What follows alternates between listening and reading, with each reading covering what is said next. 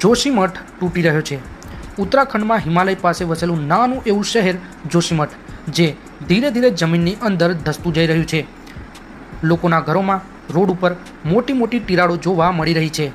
આ બધી ઘટનાઓ આવવાવાળા ભયાનક સમયની તરફ નિશાની કરી રહી છે, પરંતુ આ બધાની વચ્ચે એક એવું મંદિર પણ છે જે આ ચેતવણી વર્ષોથી આપતું આવી રહ્યું છે। ઉત્તરાખંડનું નરસિંહ મંદિર જે ભગવાન વિષ્ણુના નરસિંહા અવતારને સમર્પિત છે।